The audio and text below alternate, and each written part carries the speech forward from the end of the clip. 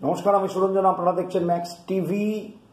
ইতিমধ্যে Chennai super Kings এবং royal Challengers Bengaluru তাদের খেলা হয়ে গিয়েছে এবং সেই খেলার রেজাল্ট সেটা আমরা সবাই জানি। আমার আগের ভিডিওতে আমি বলেছিলাম যে রয়্যাল চ্যালেঞ্জার্স বেঙ্গালুরুর যেটা সমস্যা হবে সেটা হচ্ছে তাদের বোলিং। যদি তুল্যমূল্য বিচার করা হয় তাহলে চেন্নাই সুপার কিংস অনেক ব্যালেন্স সাইড, এবং সেটাই কিন্তু বাস্তবে হয়েছে। এবং চেন্নাই সুপার কিংস 173 রানকে চেস করে 174 রান করে জিতে গিয়েছে। 6 উইকেটে 176 করেছে, 4 উইকেটে। রবীন্দ্র জাডেজা এবং শিবম দুবে কফিনে শেষ পেরেকটি পুঁতে দিয়েছেন। এবার রইল হচ্ছে যে আপনি যদি তুল্যমূল্য বিচার করেন তাহলে সেটাই দেখতে পাবেন যে ব্যালেন্স জিতিয়ে দিয়েছে। রয়্যাল চ্যালেঞ্জার্স বেঙ্গালুরুর ব্যাটিং যদি ফেল করে তাহলে রয়্যাল চ্যালেঞ্জার্স বেঙ্গালুরুর সমস্যা হবেই। তার কারণ তাদের শেষের দিকে বল করার লোক নেই।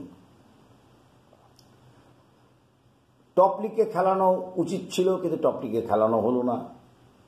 এবং বিরাট কোহলি এতদিন পরে নেবে, যেই সময়টা বিরাট কোহলি একটুখানি মনে হচ্ছিল যে এবার খেলবে, সেই সময়টা বিরাট কোহলি আউট হয়ে গেছে। বিরাট কোহলিকে দোষ দিয়ে লাভ নেই। অসাধারণ ক্যাচ, মানে উপস্থিত বুদ্ধি অজিঙ্ক্য রাহানের এবং সেখান থেকে রচি রবীন্দ্রর যে ক্যাচ, সেই যে কম্বিনেশন, যেভাবে বাউন্ডারি সেভ করা, যেভাবে ক্যাচটা নেওয়া, একটু ভাগ্যের দরকার আছে বিরাট কোহলি। তবে বিরাট কোহলি কিন্তু এই টুর্নামেন্টে বিরাট কোহলি কিন্তু ফেভারিট। আবার যার 12,000 রান হয়েছে টি-20 কেরিয়ারে, তাকে নিয়ে কোনো কথা বলা উচিত না, কথা আমিও বলতে চাইছি না। কিন্তু ব্যালেন্স, রয়্যাল চ্যালেঞ্জার্স বেঙ্গালুরুকে প্রত্যেক বছরই দেখা গেছে তারা বোলিংয়ের দিকে খুব বেশি নজর দেয় না। এত টাকা দিয়ে ক্যামেরন গ্রিনকে নিয়ে আসা হয়েছে, ক্যামেরন গ্রিনের দায়িত্ব অনেক বেশি। এবং সেদিনকে যে বলটাতে আউট হয়েছে ম্যাক্সওয়েল, লেংথ ডেলিভারি শুরুতে, ওই লেংথে, হার্ড লেংথে বল করলে, বল যদি সামান্য অ্যাঙ্গেল নিয়েছিল বলটা, যাকে রিঙ্কু সিং 5টা 6 মেরেছিল, সেই জাস্ট দয়াল ম্যাক্সওয়েলের উইকেটটি নিয়ে চলে গেছে। এবং ধোনি ক্যাপ্টেন ছিল না, কিন্তু আমি বলেছিলাম ধোনি ইন্দ্রজিতের আড়ালে থেকে ক্যাপ্টেন্সি করবে, সেটাই হয়েছে। ঋতুরাজ গায়কোয়াড় খুব ভালো ক্যাপ্টেন্সি করেছে, ধোনির সাথে সব যখন দরকার পড়েছে সাহায্য করেছে, অ্যাপ্রিসিয়েট করেছে। তো এটা যে ধোনির কনফিডেন্স, ধোনির টিমে থাকাটা, ক্যাপ্টেন্সি আরেকজনকে দিয়ে দেওয়াটা, সেটা ধোনির কাছে খুব একটা অস্বাভাবিক কিছু নয়। সুতরাং চেন্নাই সুপার কিংসের যদি আপনারা ব্যাটিং লাইন আপ দেখেন, বোলিং লাইন আপ দেখেন, অনেক ভ্যারাইটি তাদের বোলিং লাইন আপে রয়েছে। দীপক চাহার, তুষার দেশপান্ডে, যশ দয়াল, রবীন্দ্র জাডেজা, রবীন্দ্র জাডেজা, রচি রবীন্দ্রকে দিয়ে তারা বলই করায়নি, অথচ তারা কিন্তু ম্যাচটাকে বার করে নিয়ে চলে গেছে। সুতরাং যেটা আমি বলেছি বারবার করে, যে বিরাট কোহলি কখনোই এই চিপকের গ্রাউন্ডে সাকসেসফুল নয়। তার অ্যাভারেজ হচ্ছে 30।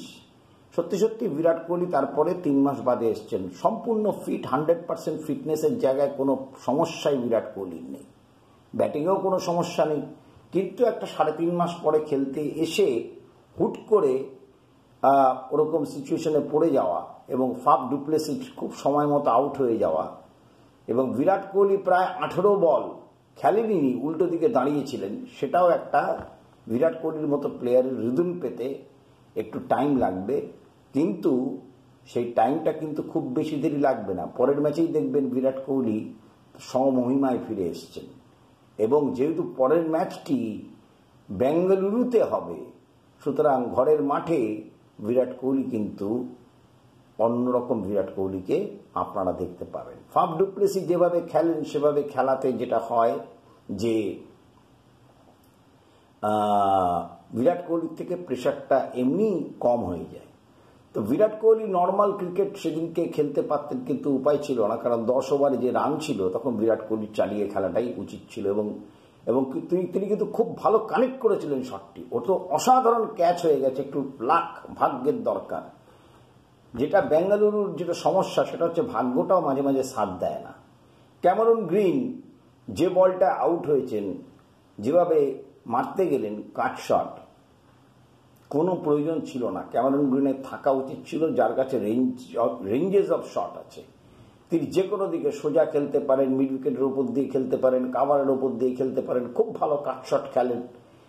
ট্র্যাপে পা দিলেন, যেটা ঋতুরাজ গায়কোয়াড় যে ট্র্যাপটা করেছিল সেই ট্র্যাপে পা দিয়ে উনি কিন্তু আউট হলেন। যেহেতু অফসাইডটা ফাঁকা ছিল, অনসাইডে বেশি প্লেয়ার, অফসাইডে কম প্লেয়ার, তো অফসাইডের ওই গ্যাপটা, পয়েন্ট এবং থার্ড ম্যানের যে গ্যাপটা, সেই গ্যাপটা দেখতে গিয়ে উনি আউট হয়ে গেলেন।